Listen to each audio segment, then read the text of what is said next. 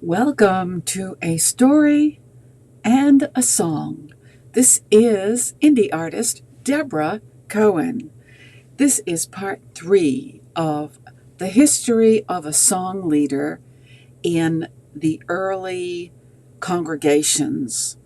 Whether you are a Christian or Jewish or anything else, you're welcome to join in for the next 30 minutes. This episode is brought to you by Soul Sing, a book that I wrote about the health benefits of singing God's Word, and another book.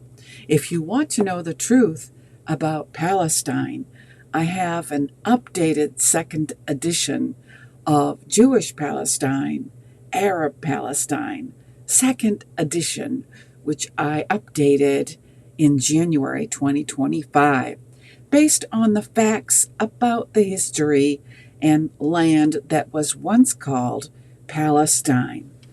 And also, as a distributor of LifeWave, I am sharing my healing testimony being on the X39 patch for 3 months now, but I chose to try the LifeWave bundle.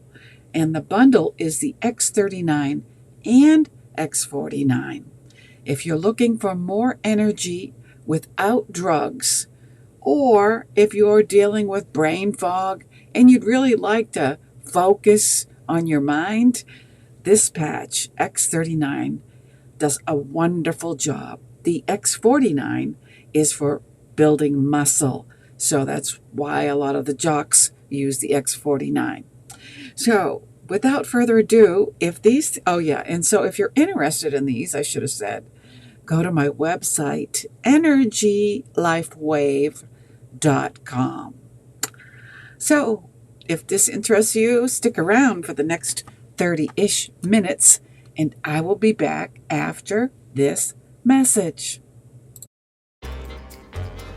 A Story and a Song podcast by Deborah Cohen. Interfaith music. Every Sunday, 11:30 a.m. Eastern Time. Books. Music. Singing for life. How songs elevate in praise. Deeper mysteries of the soul. For all creation. It's the golden age of praise. Singing from your heart and your soul. Music, stories, and merch, of course, on Amazon. A story and a song about life. And again, this is Deborah Cohen, and I'm glad you're with me. I am streaming today successfully. You never know with technology, especially when you're using an old iMac. But today, it looks like it's streaming on my YouTube channel at Jewish Rock Music and on Instagram at Deborah, Debra, Cohen, Cohen Music, Dotcom. So let's dig right in, and I hope you have something to sip on while you're listening. My sip of choice is mushroom coffee. Okay, so let me have a sip. I've tried several brands of mushroom coffee, and I won't name the others, but so far, because I drink my coffee black, the one that I can really enjoy and have acquired a taste for is Atlas mushroom coffee. Okay, so we're talking about the chazan. The chazan is a Hebrew term for song leader or cantor, would be more common English terminology. Developed the role of prayer leader, the chazan, in the early synagogues. They called them a precentor. I've never heard this word, but they use it in this article by Liturgica.com. A precentor is a knowledgeable man, it says, because it's the early synagogue, knowledgeable man who was conceptualized theologically as serving as the, quote, agent of the congregation, aka, end quote, shliach zibor, which I am talking about because I have been in the role of a shliach zibor in a wonderful synagogue in Atlanta in my earlier years, Atlanta, Georgia, Ahavat Achim. So shout out to Rabbi Rosenthal if your peeps are listening. Okay, all right. So the Shliach Zibor in voicing the statutory liturgy before God. Though not necessarily possessing the most beautiful voice, the precentor was to be a paragon of learning and piety. Moreover, since prayer texts were transmitted orally until the 4th or 5th century, precentors had to possess a strong memory for mandatory texts and an ability to improvise musical settings for them. The precentor chanted the prayers to simple traditional melodic patterns that developed locally but were then disseminated among other communities by wandering cantors.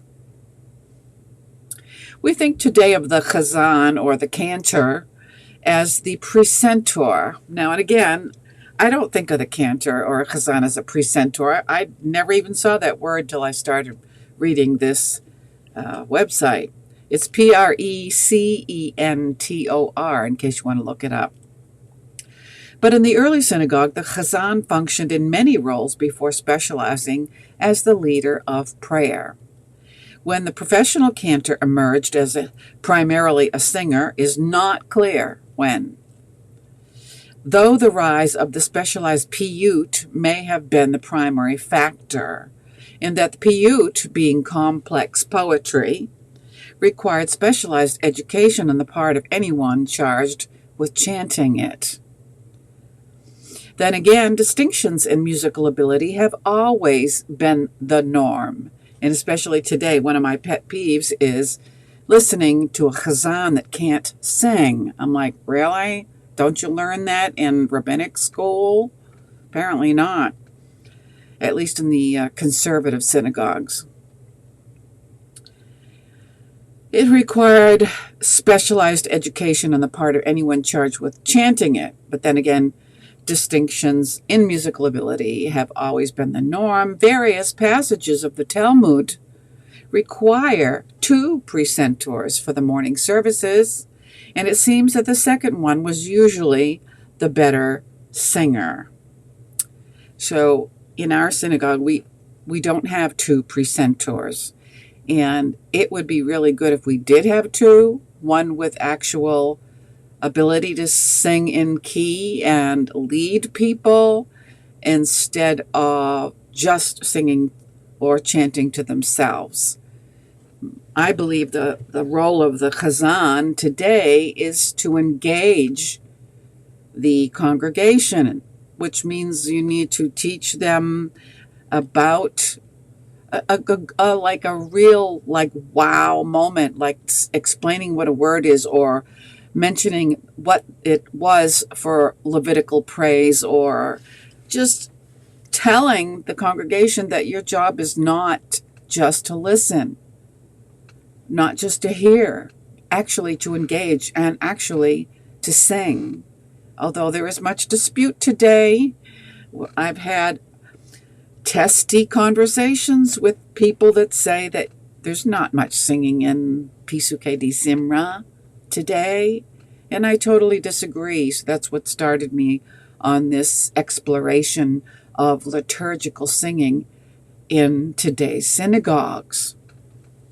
And the reason I include Christians is because they are a derivative sect of biblical Judaism.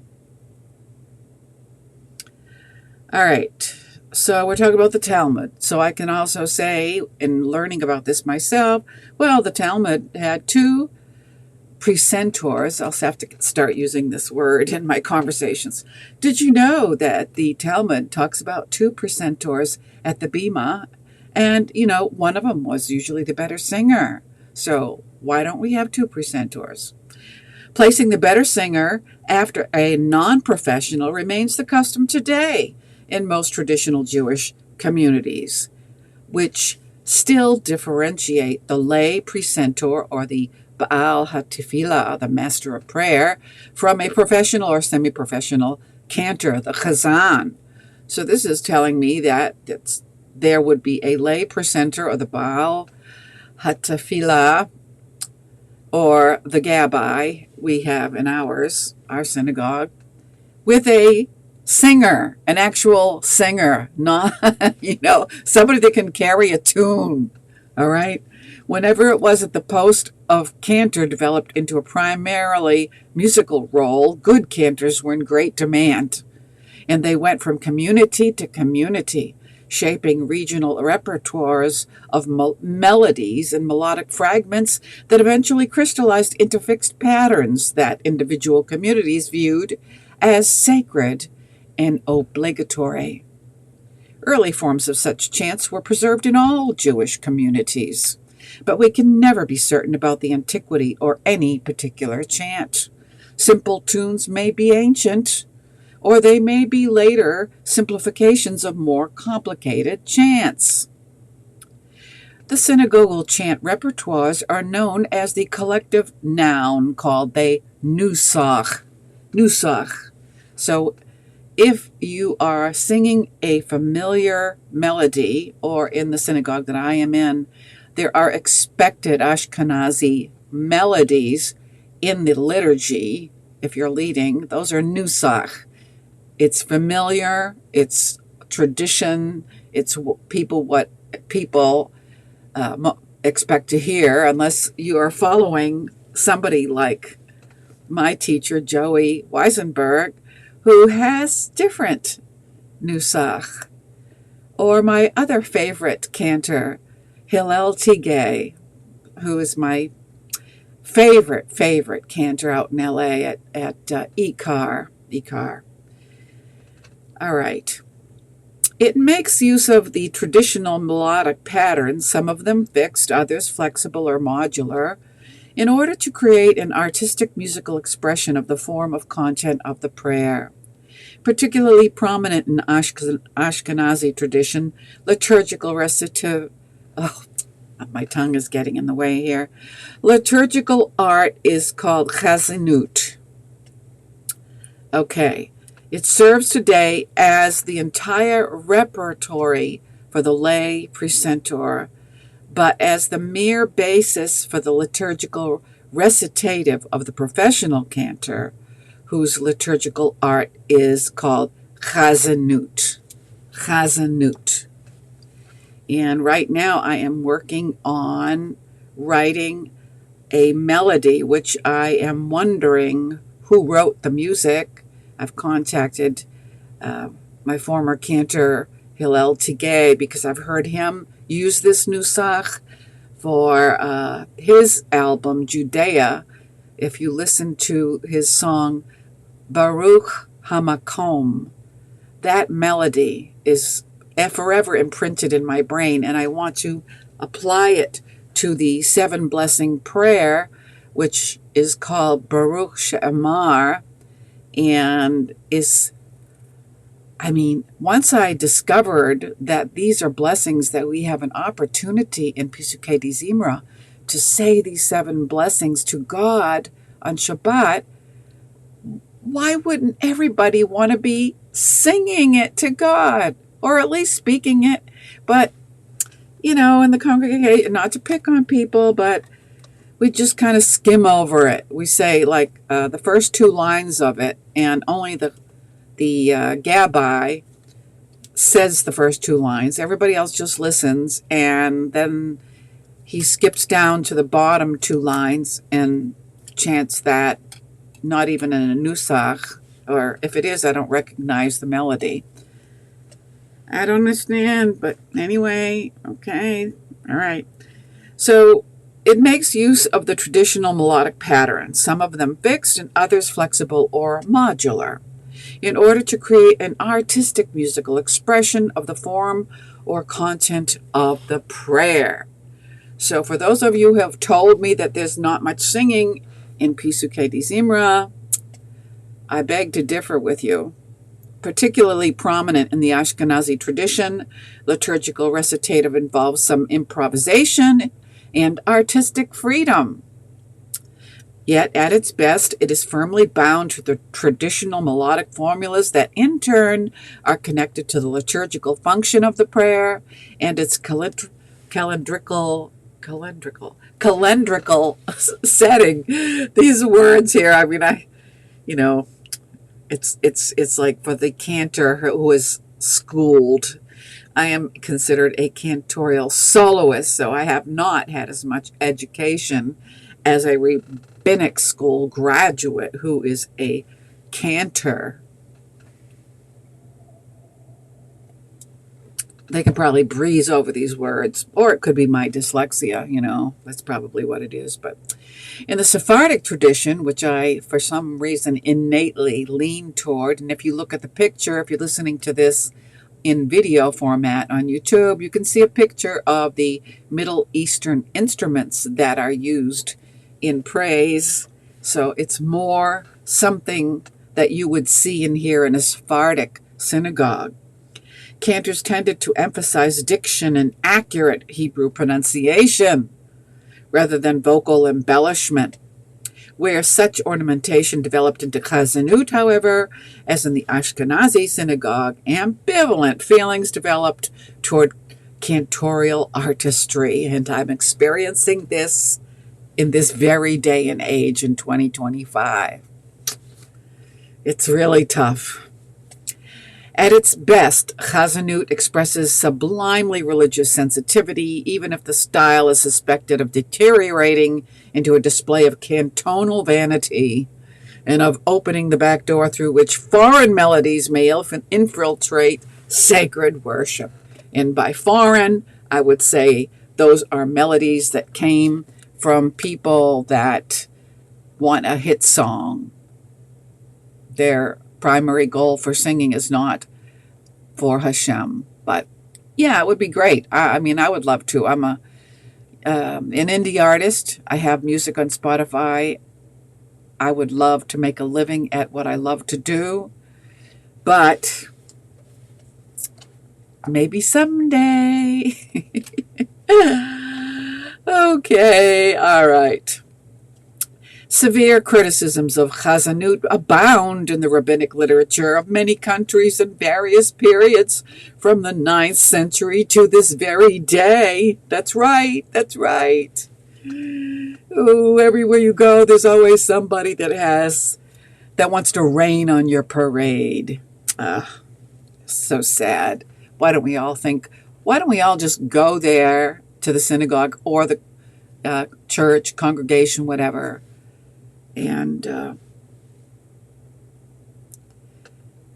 wouldn't it be great if everybody in the congregation or synagogue, they knew what their role was?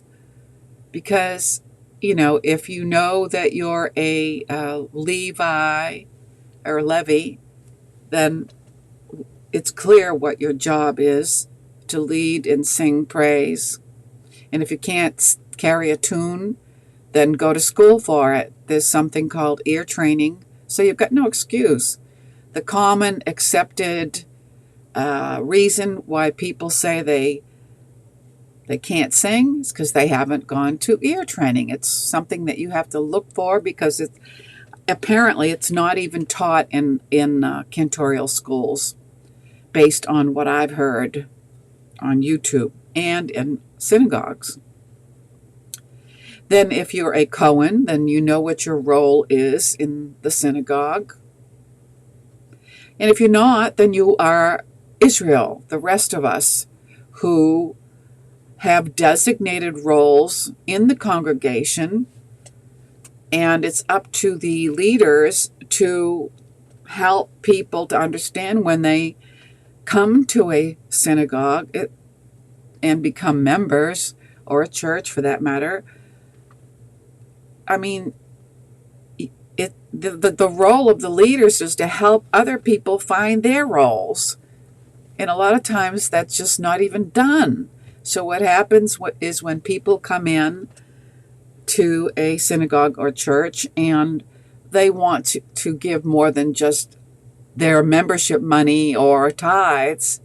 They actually have a God-given gift that they'd like to bless the congregation with, and they're looked over because they don't know the right people, or there's a lot of jealousy because people aren't functioning in the God-given role. Everybody has a function. So what happens is you start looking at somebody else and you're like, well, why are they doing something for the congregation and getting praise and I'm not? That's natural. That's totally human. And so the person that's saying that, instead of creating dissension, has to be mature enough to go to the rabbi or pastor and say, I feel like I would be good at offering this as my gift from God, and would you help me to refine it and to prepare? I mean, if everybody did that, it would cut off all this backbiting. Yes, even in synagogues, there's backbiting. I've heard it. And especially in the churches, and misbehavior in the churches because people don't know their roles. And I could go into a whole spiel about that when I was in Nashville, but I won't. Anyway, okay. So we're talking about next the piyut. We mentioned the poetry, the piyut, and we've only got about 7 minutes left, so I may just skim this and give you an appetizer for next week, which will be episode 4. If you have questions in the chat, please post them, and I will address them right now as we are live. As synagogues grew in importance, their services tended gradually toward greater fixity under the standardizing principles espoused by the rabbis. Though no uniform text was universally accepted by all Jews, local customs emerged at least by the 5th century. Simultaneously, however, increasingly complex poetry was devised, either as artistic additions to the fixed prayers or, in some occasions, actually as substitutes for portions of them. Precentors thus composed and sang new poems called piyutim, which combine references to the occasions on which they were sung, the relevance liturgical rubric in which they were placed, and the homiletic interpretation of the lectionary. Some of the poems had short refrains for congregational singing. Others had more complicated responsive texts that were probably sung by a small choir. The insertion of these poems into the prayers raised heated rabbinic debates. Yet the people loved this new art and cherished its singer-composers, the piyutanim. Well, no wonder there's so much bickering in the world of song leading in even today's churches and synagogues. Oh, and we've got somebody in Instagram, Accidental Mart 1. Thank you for joining, but we're about ready to wrap it up. We've been talking about the role of prayer leaders, and we're trying to, at least I'm trying to get back to the Ancient of Days, the way that, like Moses and the Mishkan, the congregation, honored God. Everybody had a role. There were a lot of builders. Everybody seemed to have a gift that was like God made these people to do these things, to develop this house of prayer.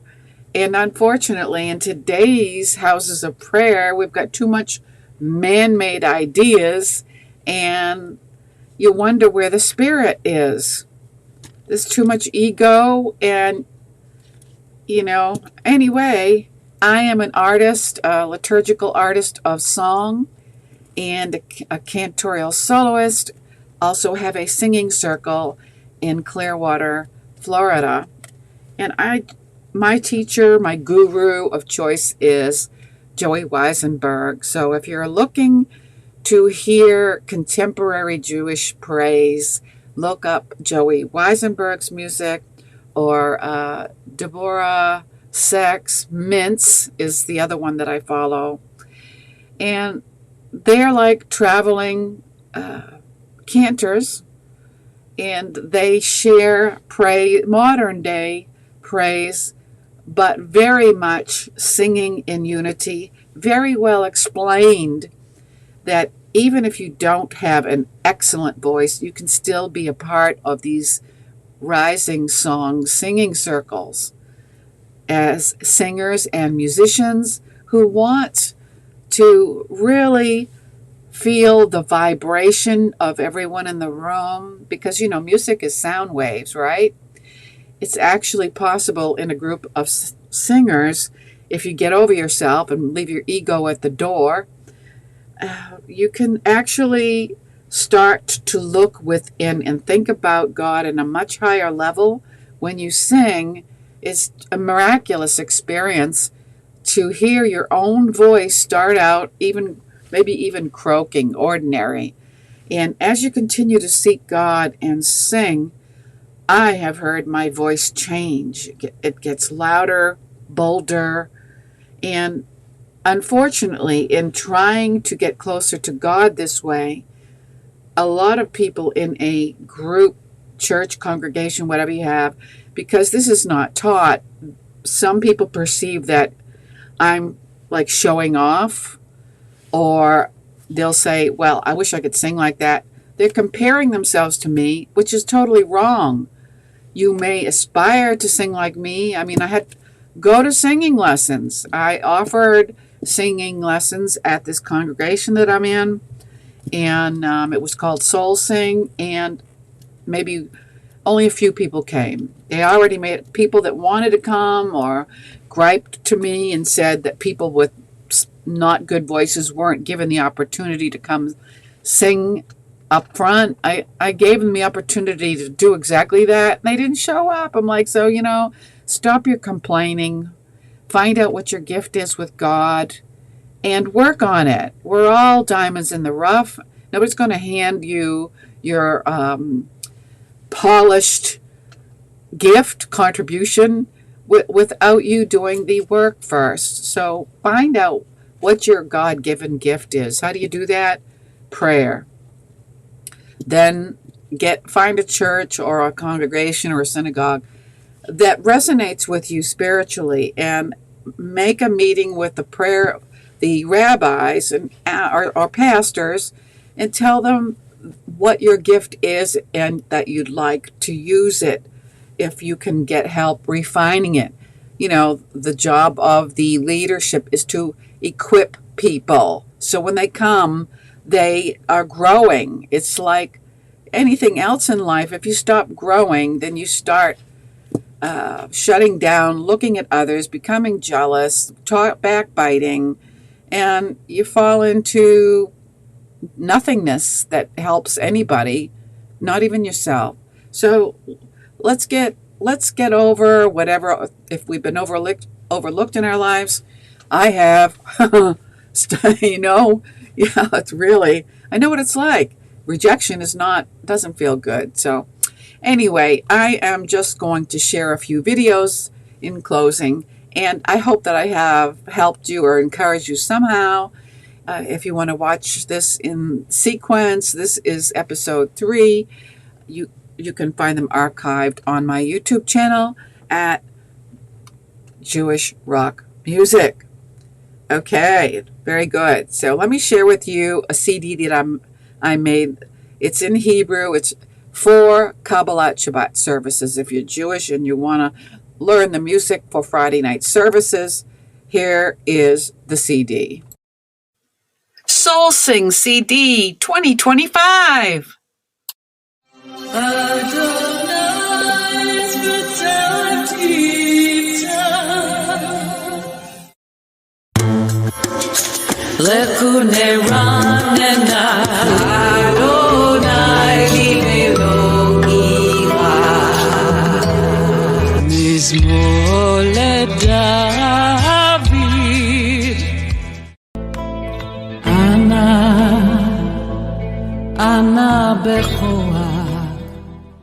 DeborahCohenMusic.com.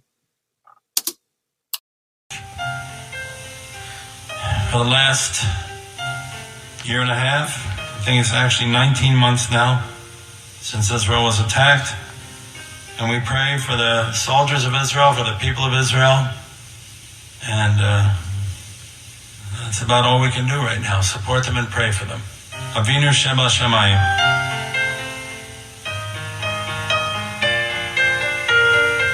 $377. Avinu, Avinu, Sheba Shamayim, Tzur Yisrael v'Galo. Avinu, Avinu, Sheba Shamayim, Tzur Yisrael v'Galo.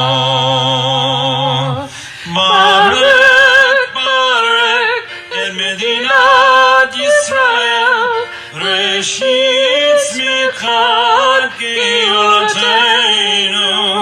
Hagen Alea Bevrat Chazdeka, Fros Alea Suchat Shlomeka.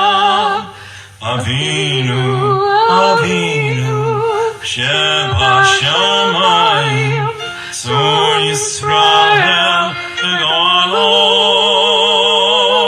Avinu, Avinu, Sheba Shamayim, Tzur Yisrael v'Galo. Ushelach Mocha v'amitka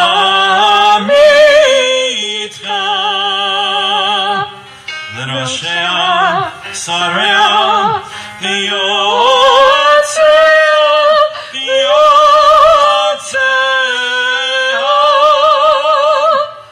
v'taknem beitza tova milfanecha v'taknem beitza tova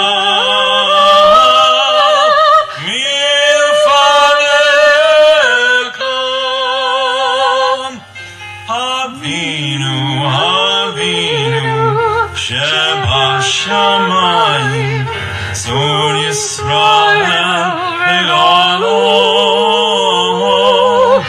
Avinu, Avinu, Sheba Shamayim, Tzur Yisrael v'Galo. V'natata shalom shalom haaretz, v'simchat olam liyoshveya. Avinu, Avinu, Sheba Shamayim.